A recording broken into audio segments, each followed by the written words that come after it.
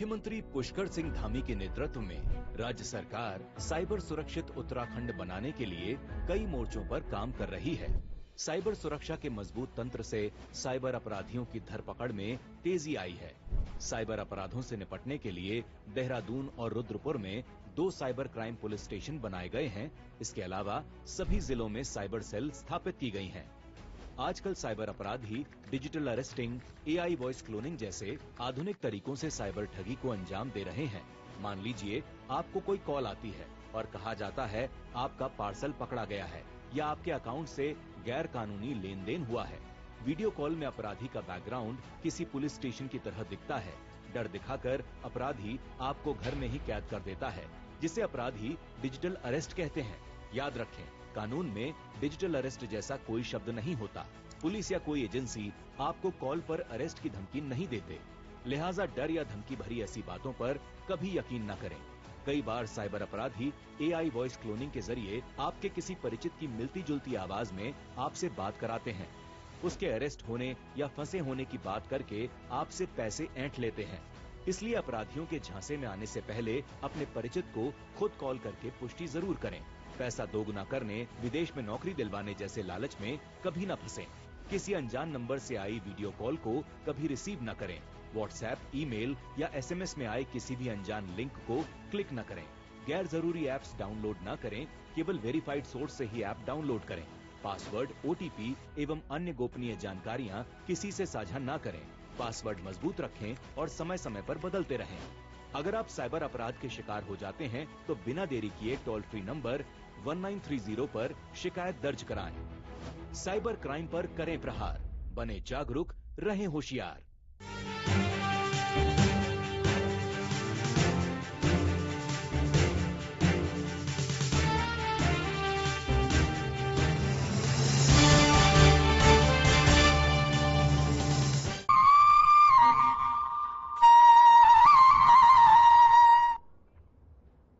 नमस्कार, मैं हूं आपके साथ अंकिता ताल। बुलेटिन की शुरुआत करते हैं।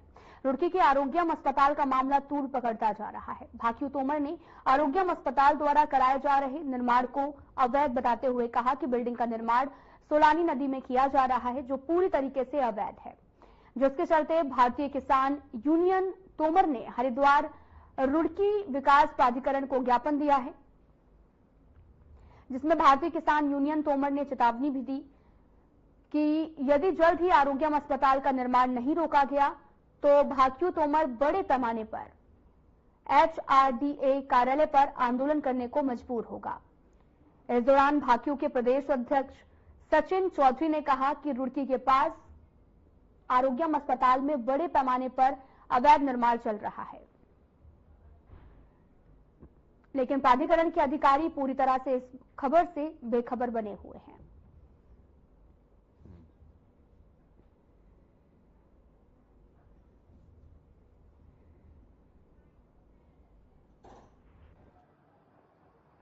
ये एक हमारे यहाँ पर बहुत ही फेमस हॉस्पिटल है, आरोग्यम, भगवानपुर क्षेत्र में पड़ता है।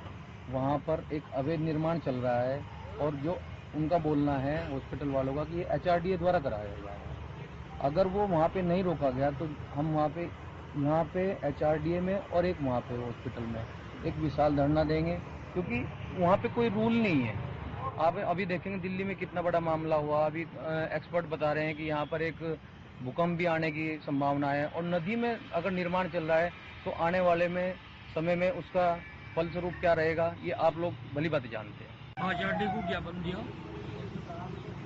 इसमें आरोग्यम हॉस्पिटल में अवैध निर्माण हो रहा, उसके विरुद्ध ज्ञापन दिया। 7 दिन के अंदर अंदर अगर कोई डिसीजन नहीं होता तो हम फिर यहाँ धरना प्रदर्शन करें। ये क्या आरोप है आप लोगों का? नदी में बढ़ा रही जी, बिल्कुल नदी के बीचों बीच बिल्डिंग बढ़ा रहे, यही आरोप है। तो निर्माण बंद हो, भूकंप भी आ सकता है, नदी भी आ सकती है, उसमें जो आदमी होंगे वो मर भी सकते हैं जब नदी आएगी।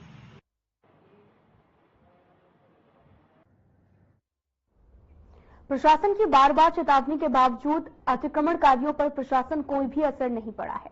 PWD विभाग ने कई बार अतिक्रमणकारियों को नोटिस देकर चेताया था कि वे स्वयं अपना अतिक्रमण हटा लें। इसके बावजूद भी अतिक्रमणकारियों के कानों पर जू तक नहीं रेंगी है। पीडब्ल्यूडी विभाग ने पुलिस फोर्स के साथ में मुरादाबाद रोड पर टांडा तिराहे से सरबरखेड़ा तक सड़क किनारे अतिक्रमण हटाया और कई जगह पर विभाग को लोगों को तीखी प्रक्रिया का भी सामना करना पड़ा। इस दौरान कई लोगों ने इसका विरोध भी किया, लेकिन प्रशासन के सामने इनकी एक भी नहीं चली है। प्रशासन की जेसीबी अतिक्रमण पर भारी पड़ी। मीडिया से बात करते हुए पीडब्ल्यूडी के सहायक अभियंता परवेज आलम ने बताया कि अतिक्रमणकारियों को कई बार उनके द्वारा नोटिस दिया जा चुका है, लेकिन कोई भी फर्क नहीं पड़ा है।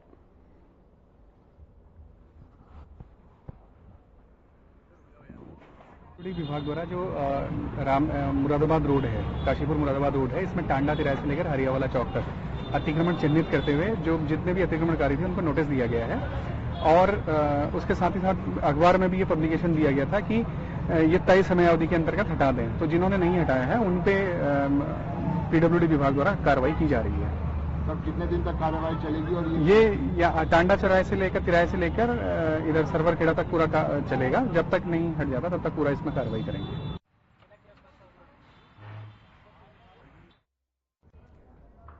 भारत सरकार की अति महत्वाकांक्षी योजना जल जीवन मिशन के तहत हर घर नल और हर घर जल की योजना को लेकर जहां सरकार अपनी पीठ थपथपाती हुई नजर आती है, तो वहीं इस योजना की जमीनी हकीकत चमोली जनपद में स्थित उत्तराखंड की ग्रीष्मकालीन राजधानी गैरसैंण के सेरा तेवाकर्क मालकोट ग्राम पंचायत में देखने को मिली है, जहां जल संस्थान विभाग ने गांव में भी कार्य पूरे होने की बात कहकर कार्य पूर्ति के लिए बोर्ड भी लगा दिए, लेकिन ग्राउंड पर ना तो नल है ना ही जल है। और ऐसे में इस क्षेत्र के लोग कई बार इसको लेकर उच्च अधिकारियों को शिकायत भी कर चुके हैं, लेकिन उनकी सुध लेने वाला कोई भी नहीं है।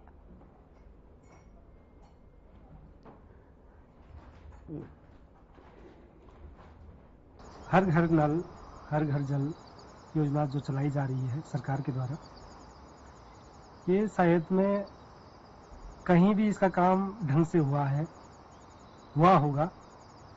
मुझे तो नहीं लगता है कि ऐसा हो रहा होगा काम, लेकिन दुर्भाग्य ग्रामीणों का कि आज भी जो ये हर घर जल हर घर नल जो योजना चलाई जा रही है, उसके माध्यम से पानी कोई पी रहा होगा।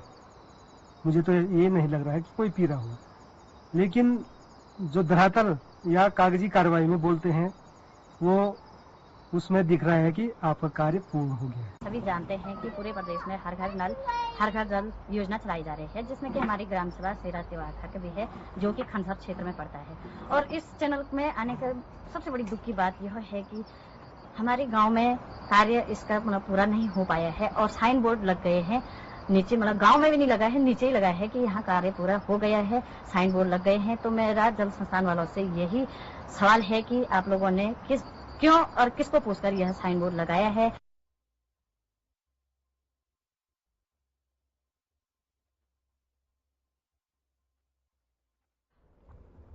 खबर हरिद्वार से है, जहां पर भारतीय किसान यूनियन क्रांति और राजनीतिक हरिद्वार के पदाधिकारियों और सदस्यों ने अपनी कई मांगों को लेकर धरना प्रदर्शन किया है। और प्रदर्शन कर रहे किसान नेताओं ने माइनिंग कंपनी पर आरोप लगाते हुए कहा कि माइनिंग कंपनी ने वादे किए थे कि उनसे एक भी पूरा नहीं हो रहा है।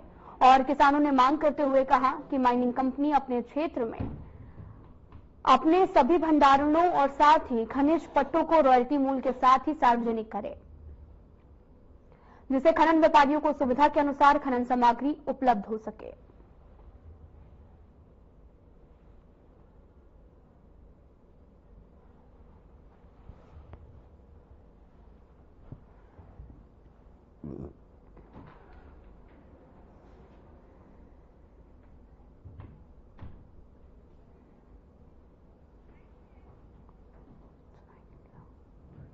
आपको बताते चले कि पूरा मामला हरिद्वार से है, जहां पर माइनिंग कंपनी का विरोध में धरना प्रदर्शन किया गया है।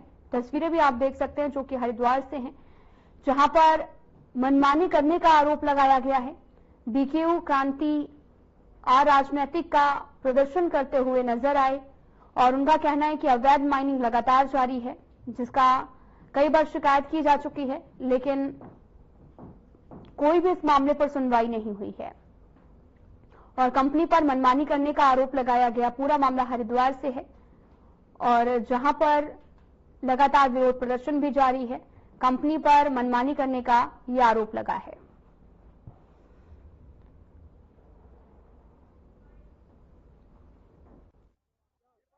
लेखा अधिकारी हैं और प्राइवेट माइनिंग ने हमें डेमो देकर बोल रहा था कि आपके साथ में अच्छा व्यवहार होगा और प्रदेश में खनन सामग्री बहुत सस्ती होगी और सब कुछ पारदर्शिता के साथ में होगा।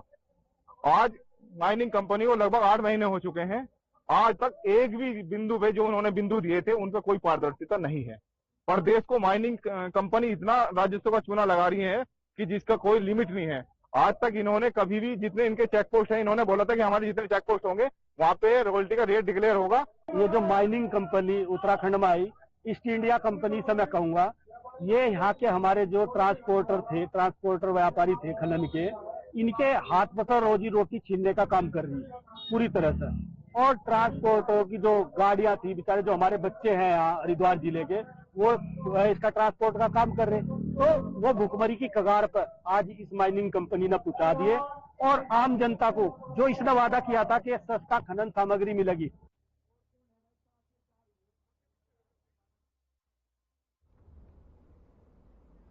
हरिद्वार के सिटकुल स्थित एक निजी होटल में विश्व मानव दिवस श्रृंखला के अवसर पर मानक महोत्सव का आयोजन किया गया है। इस महोत्सव ने छात्रों में न सिर्फ सांस्कृतिक प्रस्तुतियों का प्रदर्शन किया गया, बल्कि सामाजिक जागरूकता के संदेश को भी शेयर किया गया है।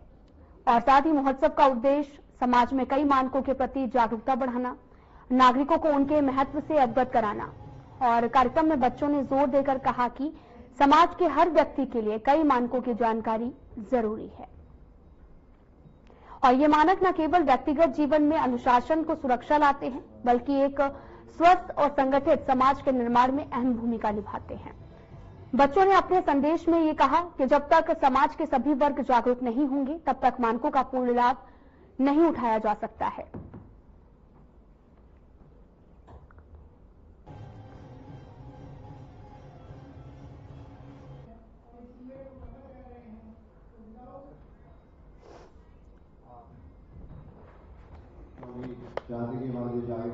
वो एक एडिशन में कार्यक्रम था, एक तरह से अपने जो हमारा भारतीय मानक ब्यूरो है उसके द्वारा जो मानक निर्धारित किए जाते हैं या औद्योगिक विकास या किस तरह से आज हमारे देश के विकास में हमारे देश की सुरक्षा, व्यवस्था और स्वास्थ्य और मैं तो पर्यावरण भी, उन सब में जिस तरह से एक महत्वपूर्ण भूमिका भारतीय मानक ब्यूरो निभा रहा है और उसी के साथ जिस तरह से पूरे देश को अवगत कराया जा रहा है। 100 डे मानक महोत्सव के रूप में आज यहाँ पर मनाया गया।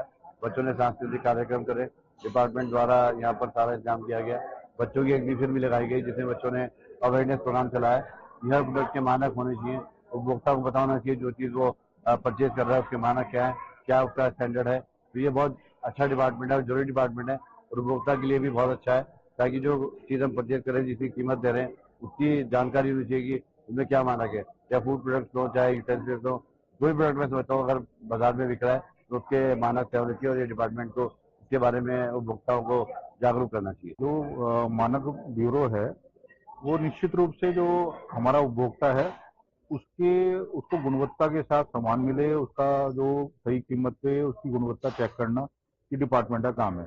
जहाँ तक ज्वेलरी के से संबंधित बात है, उसमें मानक ब्यूरो ने अभी 3 साल पहले गोल्ड को मैंडेटरी हॉलमार्किंग में लाया है ताकि ग्राहकों को शुद्ध सोना मिले। इसके लिए मैं ऑल इंडिया कमेटी का मेंबर हूँ मानक ब्यूरो की। तो हमारी जितनी भी बातें होती हैं इस विषय में कि हमारे ग्राहक को शुद्ध सोना मिले, हम सबका यही प्रयास रहता है।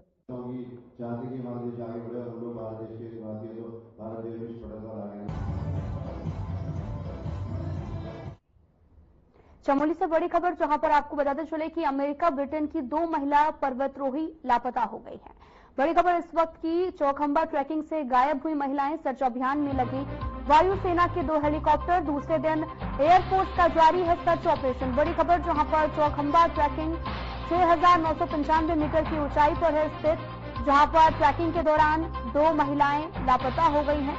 बड़ी खबर टीवी स्क्रीन पर, जहां पर चमोली से, जहां पर अमेरिका ब्रिटेन की 2 महिला पर्वतरोही जो है वो लापता है। सर्च अभियान में वायुसेना के 2 हेलीकॉप्टर लगे हुए हैं। दूसरे दिन भी एयरफोर्स का सर्च ऑपरेशन लगातार जारी है। चौखंबा ट्रैकिंग मीटर की ऊंचाई से लापता हो गई, जहां पर चमोली से बड़ी खबर, जहां पर 2 महिलाएं चौखंबा ट्रैकिंग से गायब हुई हैं और सर्च अभियान लगातार जारी है। दूसरे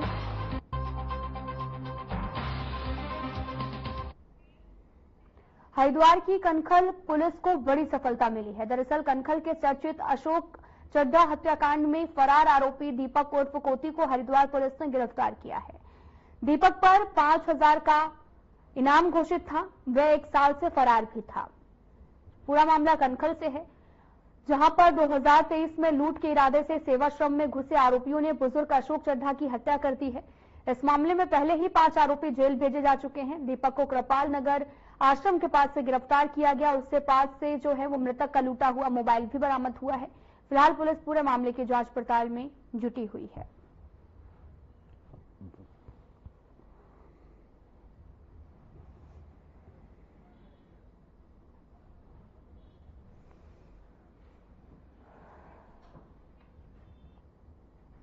हरिद्वार जिले में कानून व्यवस्था को और बेहतर बनाने के लिए उद्देश्य से पुलिस कप्तान ने 12 चौकी प्रभारियों समेत 19 दरोगा के कार्यक्षेत्र में फेरबदल किया है। साथ ही एसआई अमित नौटियाल को कोतवाली रानीपुर से थाना कनखल भेजा गया है और एसआई अर्जुन सिंह को प्रभारी चौकी औद्योगिक नगर कोतवाली से कोतवाली मंगलौर भेजा गया है। इसके साथ ही पुलिस लाइन से एक दरोगा को चौकी की जिम्मेदारी सौंपी गई। इस फेरबदल के बाद उम्मीद ये भी जताई जा रही कि आने वाले दिनों में और भी कई पुलिसकर्मियों के कार्यक्षेत्र में बदलाव हो सकता है। और बताया ये भी जा रहा कि ये कदम कानून व्यवस्था को मजबूत करने और जनता की सुरक्षा को ध्यान में रखते हुए लिया गया है।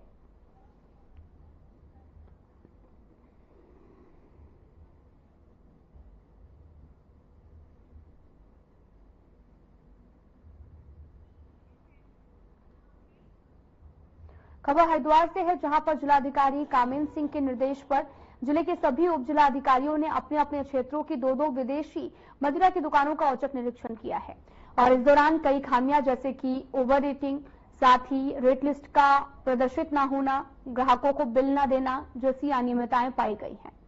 साथ ही बड़ी संख्या में मिल रही इन खामियों को देखते हुए डीएम ने सख्त कार्रवाई के निर्देश दिए हैं।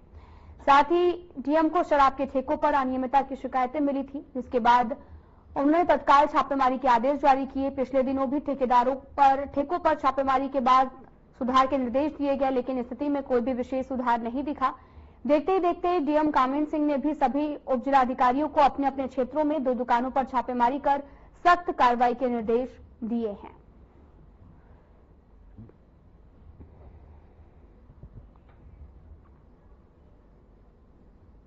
खबर चमोली जनपद के अति दूरस्थ क्षेत्र देवाल ब्लॉक से है, जहां पर ग्राम पंचायत कोटेड़ा के ग्रामीणों का एक शिष्टमंडल ने करीब 150 किलोमीटर दूर जिला मुख्यालय कुपेश्वर पहुंचकर जिलाधिकारी के समक्ष अपनी परेशानी सुनाई है। कोटेड़ा के ग्रामीणों ने जिलाधिकारी को अपनी परेशानियों को लेकर ज्ञापन भी दिया है और उनके गांव के सन 2017 में प्रधानमंत्री ग्रामीण सड़क योजना के तहत लगभग 3.5 किलोमीटर मोटर मार्ग स्वीकृत हुआ था, जो अब तक नहीं बन सका है। और साथ ही ये भी कहा गया कि उनके गांव के लिए स्वीकृत सड़क को हर स्तर पर मिली भगत पर उनके गांव ना पहुंचाया और अन्यत्र भी पहुंचाई जा रही है, जिसका वे लोग पिछले 6 सालों से लगातार विरोध कर रहे हैं, लेकिन उनकी कोई भी सुनवाई नहीं हो रही है।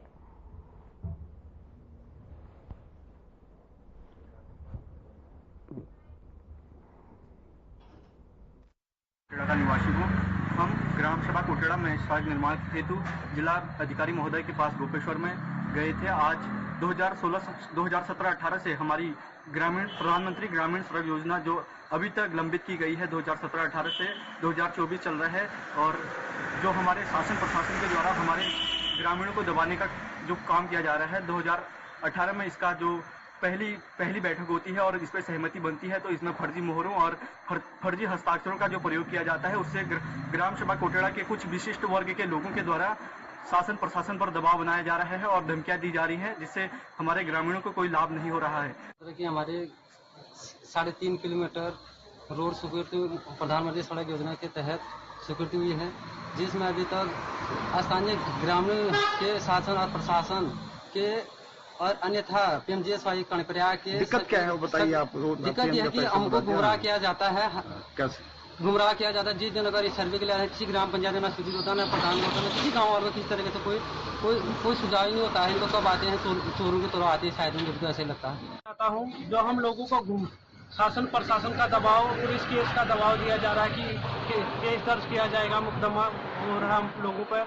सबसे पहले मैं ये कहना चाहता हूँ पीएमजीएसवाई कर्मचारी एवं जो इस पर दबाव कर रहे हैं, हम अगर हमारी मांगे समीकरण जो शोभा नाम बहन से नहीं होता, हम 10 आदमी आत्मदाह करेंगे। इसके लिए पीएमजीएसवाई एवं स्थानीय एसडीएम साहब जिम्मेवार रहेंगे और क्षेत्रीय विधायक इसका जिम्मेवार रहेगा। हम पूर्ण रूप से, अगर हमारे हिसाब से अगर रोड का सर्वे नहीं होती है, हम इसका विरोध करेंगे। चाहे वो पुलिस प्रशासन, चाहे वो न्यूज़पेपर में निकालते हैं कि पेड़ समान होगी, पुलिस प्रशासन आएगी। जिलाधिकारी महोदय को मिलने गए थे ग्राम पंचायत को के बहुत सारे लोग।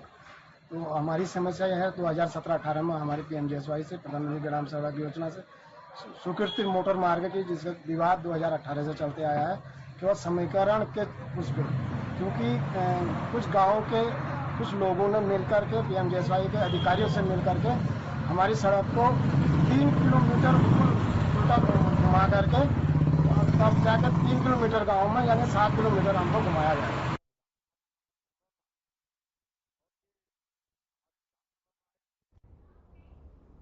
तो सीधा आपको लिए चलते हैं जयपुर, जहां पर वासुदेव कुटुंबम एक ईश्वर एक विश्व परिवार कार्यक्रम आयोजित किया गया, जहां पर सीएम धामी ने कार्यक्रम में शिरकत की। सीएम धामी कार्यक्रम को लेकर संबोधित भी कर रहे हैं, क्या कुछ कह रहे सुनाते हैं आपको।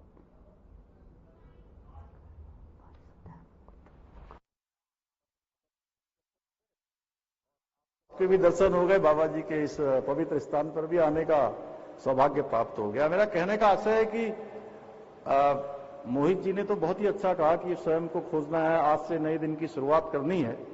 वास्तव में उनके बड़ा प्रेरक था, लेकिन सच में ऐसे स्थान पर वही आ पाता है जिस पर बाबा की कृपा होगी या बाबा उनको बुलाएगा। और आप सब जितने लोग भी यहां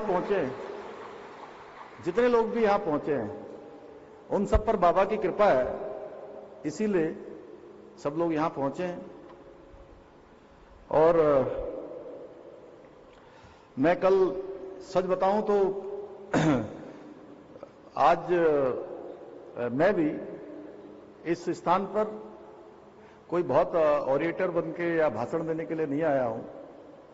बिट्टू जी कह रहे थे कि मुझे आपको सुनना है, हमारे रवि भाई कह रहे थे कि मैं जल्दी जल्दी आता हूं, क्योंकि हम लोग सब लोग एक साथ काम करते हैं। तो भाइयों जैसे हम लोगों के संबंध हैं, हम लोगों के आपस में इस प्रकार के रिश्ते हैं। तो मैं सच बताऊं तो आप लोगों के बीच में मैं भी आज फिलहाल इस वीडियो में इतना ही। नमस्कार।